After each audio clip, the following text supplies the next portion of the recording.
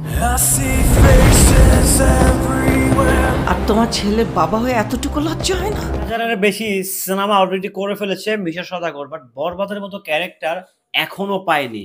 Shakib মিশার character কিংবা character জুটিতে সেরা জুটি কিংবা সেরা সিনেমা হতে যাচ্ছে শাকিব খানের কিংবা পরিচালক মেহেদী হাসান হৃদয়ের বেস্ট সিনেমা বরবাদ।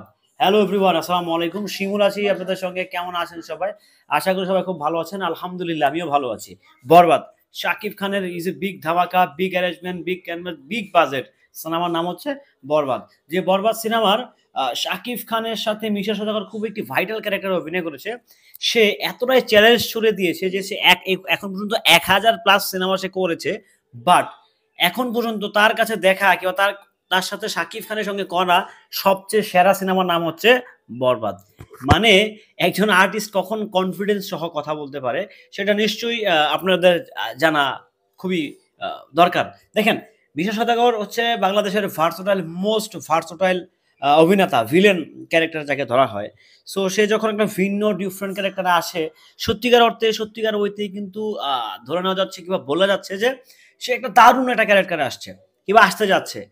দেখেন, একটা অভিনেতার ক্ষুধা কিন্তু সবসময় থাকে যে সে কত বেটার অভিনয় করবে, সে আরো কত বেশি বেটার, কত বেশি তার অভিনয় স্কিলটা আরো ডেভেলপ করতে পারবে। প্রত্যেকটা অভিনেতার কিন্তু একটাই ক্ষুধা। সো সেই জায়গা থেকে হয়তো বা মিশা সওদাগর আঙ্কেল শাকিব ভাই মিলে একটা খুব দারুণ একটা জুটি হয়েছে, দারুণ একটা কোলাবোরেশন হয়েছে বরবাদ সিনেমা। এটা জাস্ট বোঝা যাচ্ছে যে একজন কো আর্টিস্ট কিংবা যখন একজন মেগাস্টারের সম্বন্ধে প্রশংসা করে তখন নিঃসন্দেহে বোঝা যাচ্ছে যে না, সিনেমাটা আসলে অনেক দূর যাচ্ছে, অনেক ভালো হয়েছে, অনেক দুর্দান্ত একটা কাজ হয়েছে। সো এখান থেকে কি যে দেখেন, শাকিব ভাইয়ের তো অলরেডি একটা ফ্যান বেজ আছে, আনডাউটলি শাকিব ভাইয়ের একটা বিশাল আকারের ফ্যান বেজ আমরা আছি।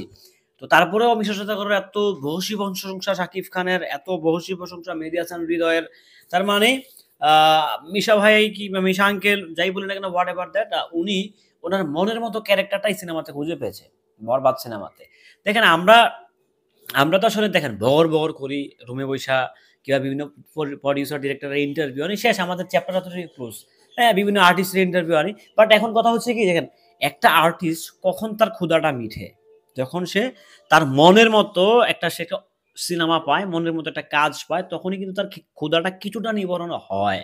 আমার কাছে মনে হচ্ছে মিশা সওদাগরের ক্ষুধা নিবারণ হয়তো বা বরবাদে হয়েছে কিংবা হতে যাচ্ছে, যেটা হচ্ছে মিশা সওদাগরের স্টেটমেন্ট অপিনিয়নে মনে হচ্ছে যে উনি ওনার ক্ষুধাটা খুব বেশ ভালো নিবারণ করতে পেরেছে বরবাদ সিনেমাতে। দেখা যাক, আমরা খুব আশায় আছি, আশা বেঁধে আছি যে বরবাদ একটি অন্যরকম প্রজেক্ট হতে যাচ্ছে, অন্যরকম প্রজেক্ট হয়েছে। এটা জাস্ট দর্শকের জন্য জাস্ট ওপেনিং করা বাকি। এখন বাদবাকিটা বৃক্ষ তোমার নাম কি, ফলে পরিচয়। সো সেই ফলটা আমরা দেখতে চাই, ফলটা দেখতে চাই সাকিবিয়ানদের মধ্যে, সাকিবিয়ানদেরকে নিয়ে দেখতে চাই।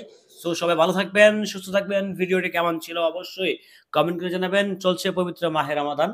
এই মাসটা হচ্ছে পবিত্র মাস, হাম্বলের মাস, সংযমের মাস। সো আমরা বেয়াদবি না করি, মিথ্যা কথা না বলি, যত পারি সত্যের পথে চলি।